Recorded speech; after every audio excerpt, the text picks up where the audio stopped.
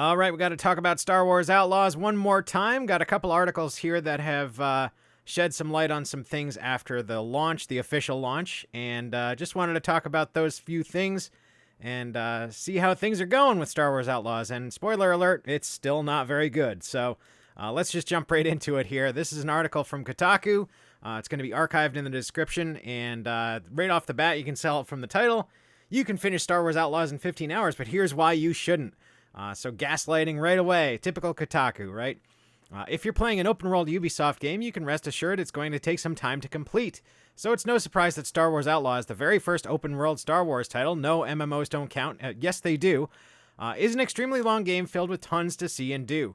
That goes doubly for anyone looking to finish absolutely everything in the game and earn all the trophies and achievements. Let's take a look at how long it takes to beat Star Wars Outlaws based on how much you'd like to complete. Now, I'm not going to read this whole article. I just want to get into a couple of points down below. But the first thing here is if you're looking to breeze through the main campaign of Star Wars Outlaws without engaging in much of its extra content, you can reach the credits in only 15 to 20 hours. This would be ignoring an awful lot of interesting content, however. If you're not on a deadline, take your time. What does it take to 100% Star Wars Outlaws? Indeed, this open-world adventure is massive and densely populated, blah, blah, blah, blah, blah. Fetch quests, boring, boring, boring. Engaging with some of this can add a dozen hours on top of the already lengthy campaign, but you can expect full completion of Star Wars Outlaws to take up to 40 hours. That's a whole work week of time spent in a galaxy far, far away. Oh yeah, 40 hours, wow, how amazing. So, yeah, effectively, the game length is considered, in my opinion, and many people's opinion, to be 15 to 20 hours. So let's just be generous and call it 20 hours. But that is the standard that has been set forever. And what they're trying to do here is they're trying to convince you that actually the real number is 40 hours. And that's really how long this game is, because it's got so much extra content, so many interesting things to see and do. But that's not how we gauge these things. And it hasn't been for a long, long time. So Kotaku knows better. They should. I mean, they've been in the business long enough that they should know that it's the main story arc that you base your length of time on.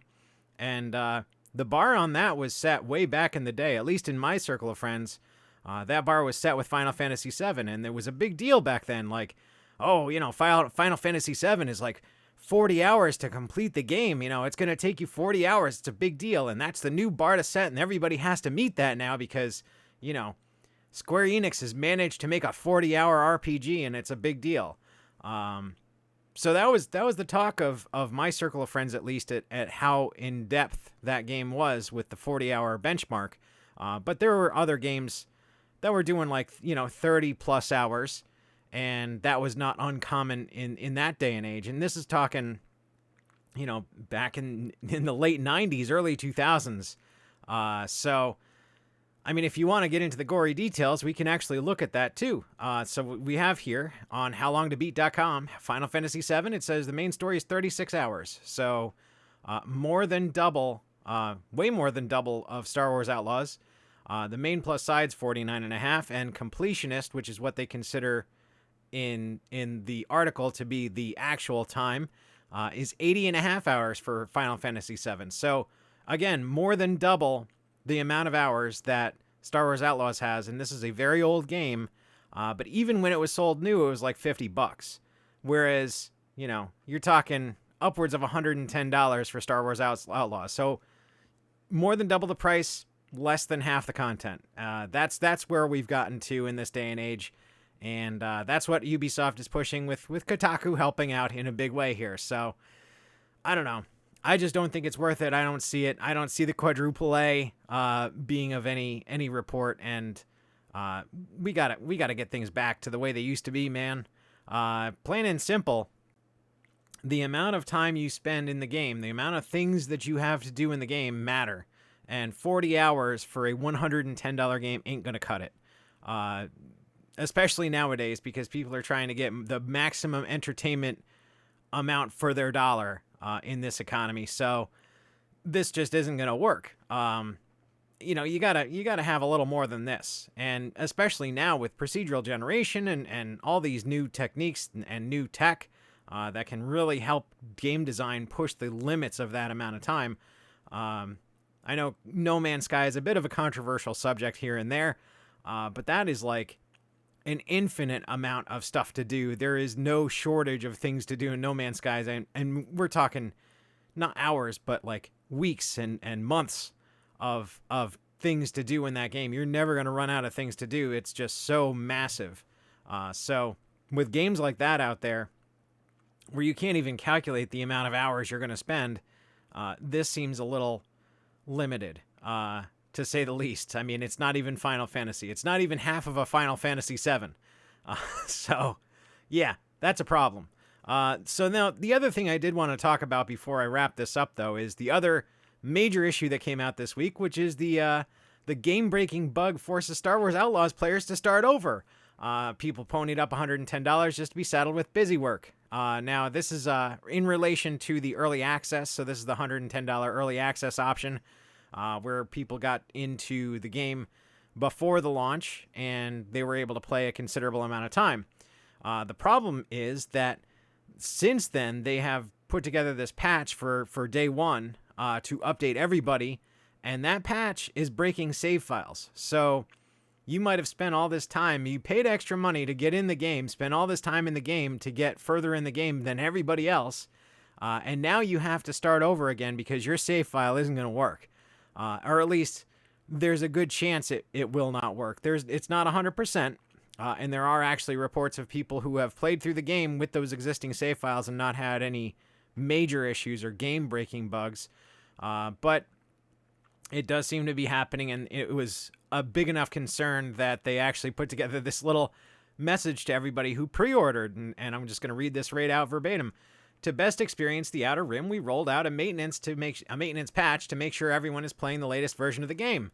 As one of the players affected who had access to an older version of the game, we are aware you might be encountering some issues after this recent patch. We sincerely apologize for any inconvenience this may have caused. Once you've confirmed you have the latest version, please start a new save to fully enjoy Star Wars Outlaws as our team intended. If you continue on a prior save, you will unfortunately face issues and progression blockers.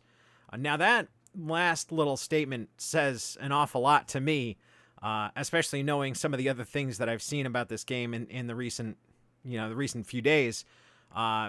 Progression blockers from a patch, that tells me that this game was very much a very linear experience from the perspective of those missions. You may have an open world, but that story is very linear, and those missions are very linear. They're all pre-programmed. And in fact, another thing that really backs that up is the fact that the terminal hacking minigame in it, you can't fail it. You can just randomly click through, and eventually you will just keep getting enough tries that you'll catch it eventually, and you'll eventually unlock the terminal. There is no fail option in hacking the terminal, and I think the reason for that, combined with this evidence, is that you have to hack that terminal in order to progress with that mission, or else that mission is not going to proceed. There's no alternate route. So if you're hacking a terminal to open a door, there's no option to bust the door down and go in guns blazing. They didn't plan for that. So that's not part of the story. That's not part of the code. So you have to hack the terminal, just like you have to have the save file intact in a certain way in order for that game to progress, because now that the save file is out of sync with their latest patches, it's not going to progress through the storyline because you're going to be missing things in that save file. Now, I don't understand why they couldn't have patched the save file, but maybe that's too complicated for them to handle, and so that's not an option. And honestly, I mean, if it's that linearly programmed, then it's possible that save file can't be patched. It could be like a binary thing that just can't be updated from an external source, in which case, yeah, it makes perfect sense that they couldn't patch it and they tell you to restart your game. But, modern game design is kind of more supposed to be in the perspective of a more robust system, a more open-ended system, something where a good game design, at least, gives you the option to take your own approach to solving a problem. Whereas this seems to be do this, do that, do this other thing, and then your mission succeeds. And that's also evident in the stealth system. Like, there's a lot of instances of people that are, trying to pull some guard over to to take them out, and they jumped out of cover too far away, and they ended up failing the mission because the guard caught them, quote unquote. Whereas they could have taken 2 steps and taken the guard down, but the game isn't flexible enough to see that, and so you automatically fail the mission.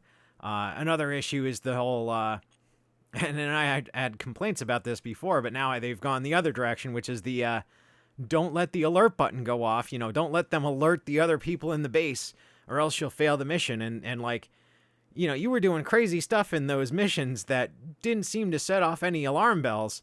But now apparently if you get caught, you know, it sets off the alarm and you fail the mission. And so they've gone the other direction. They've gone too far in the other way where, you know, it's an automatic mission fail. There's no flexibility. There's no flexibility like a Far Cry system. A Far Cry system is built around, you know, being able to take your own approach, go in stealth or go in guns blazing. It doesn't matter, because at the end of the day, you have the option. It's open-ended enough that it can deal with that. Whereas this doesn't seem to be that. Even though it's the same studio, it's Ubisoft.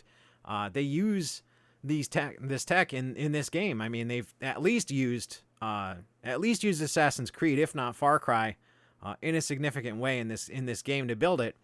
But they haven't included the open-endedness of either of those games. So yeah, it fails on its face in that respect. And that is, like I said, more evidence to the fact that it's a very linear experience set in a quote-unquote open-world game. Honestly, I mean, I can't see this doing very well. I guess the reports are they've only made $1 million on this, and they probably spent, I don't know, 10 or more times that amount to produce it. So this is a huge fail on Ubisoft, another huge fail on Ubisoft's shoulders. It's not surprising, though, because it's not what gamers are looking for. It's not what gamers are looking for in a Star Wars game or in a game in general, especially an open world game. They're looking for that open-endedness, and this is not offering that. So it makes sense that people are turning off on this. They're passing because they see the gameplay, they see how it works, they see the mechanics, especially the stealth mechanics, and they say nope, no thanks. So that's what I got for you guys. Hope you enjoyed the video. I think this is going to be the last one. Unless something crazy happens with Star Wars Outlaws, I'm going to be moving on to other topics. But if you like these kind of videos, give it a like, and I will talk to you later.